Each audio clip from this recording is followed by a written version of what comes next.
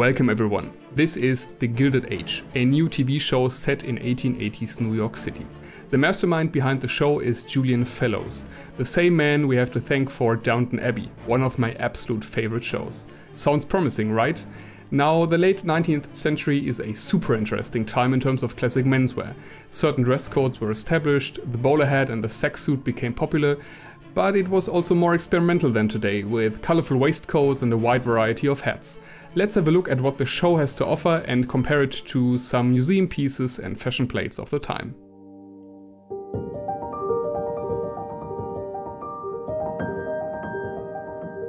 At the beginning of the 19th century, the tailcoat was the omnipresent formal daywear piece.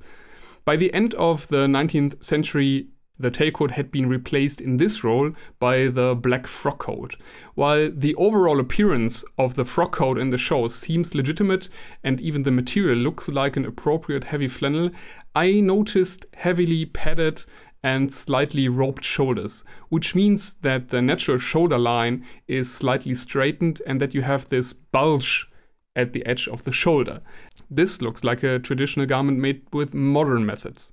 Fashionable for the time would be the construction of naturally sloped and round shoulders, as you can see on fashion plates, as well as museum pieces. The alternative for formal daywear is the morning suit, which is related in its construction to the tailcoat and the frock coat. And at this point, morning suits were not always black, as opposed to later eras. Have a look at this fashion plate, and also have a look at this fabulous piece from 1894. Now, the tailcoat hasn't vanished at this point. The black tailcoat is standard formal evening wear.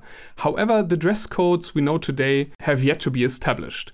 This means that a black waistcoat is perfectly fine for a white tie event, as you can see in this fashion plate from 1899.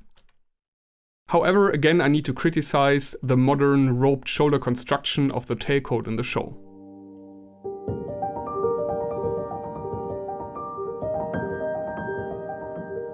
Let's move on to the lovely phenomenon of lounging club blazers.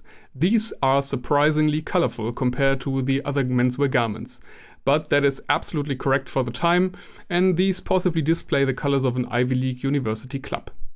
This one looks particularly similar to this museum piece from 1880. However, the museum piece includes a matching waistcoat, which would have been nice for the show too, I think. And more importantly, the material is different. The original is made from velvet, while flannel is even more popular for these blazers at the time. The ones in the show in turn look like they are made of thin worsted wool or cotton, which would be inaccurate, but maybe I'm just mistaken by the photo quality. What I don't really buy here are the widespread shirt collars with a contrasting edge. This looks very much like a modern business dress shirt. I cannot confirm this for the given period. If you have seen a respective piece or fashion plate, please let me know in the comment section.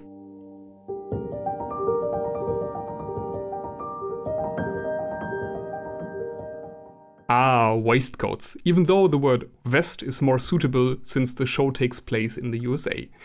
Anyhow, we can peek at some wonderful waistcoats in the show. This is a dark green one that reminds me of a fabric I have in my stash. Maybe I shouldn't make a waistcoat like this. What I want to say is that the vest was maybe the best item to live it up in terms of fashion for gentlemen during the Gilded Age. There are preserved pieces that have fancy patterns, even when they are just black or white. I hope to see more of those in the show instead of the boring plain ones, but that's just my personal taste.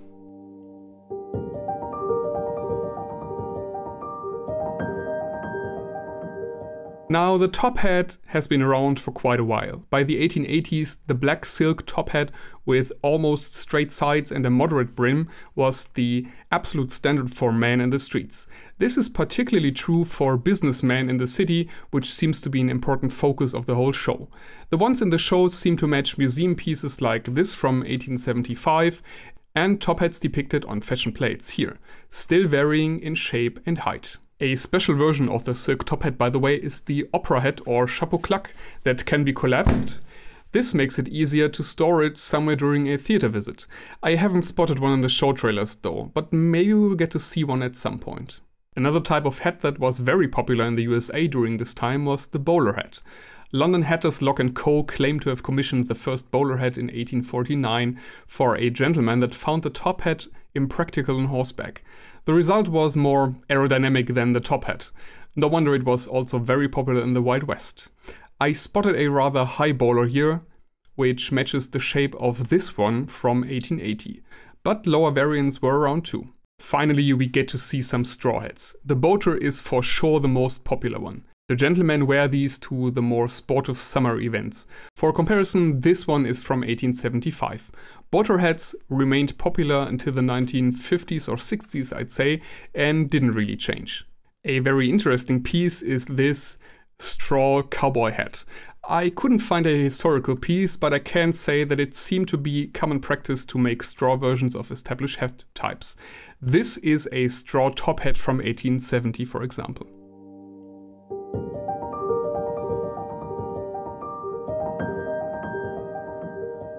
Let's talk about neckwear. In most of the shots you can see the gentleman wearing ascot ties, named after the Ascot racetrack in Great Britain.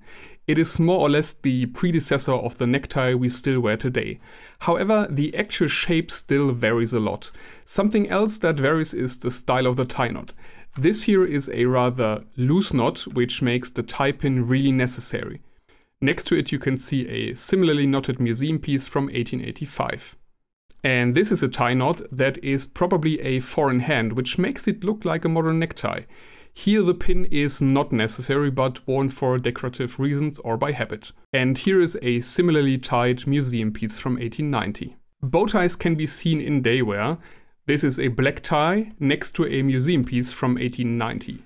However, bow ties are already mostly reserved for the evening. So while the white waistcoat was not mandatory for formal evening events, at this point, the white tie is. The reference piece is a diamond-shaped bow tie from 1870.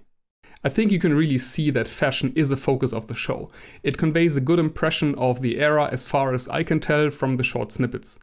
Although I'm wishing for a little more of the non-black attire like sack suits, which are the predecessor of our modern suits, or this fancy morning suit, to add a bit more variety to the menswear department. Especially since the ladies' dresses are very colorful and, believe it or not, suits were not always as boring as a peek in your local menswear shop might make you think. However, that's more a question of personal taste than historical accuracy. Finally, may I interest you in some further entertainment? You can watch a menswear lookbook on the following era from 1900 to 1920s here.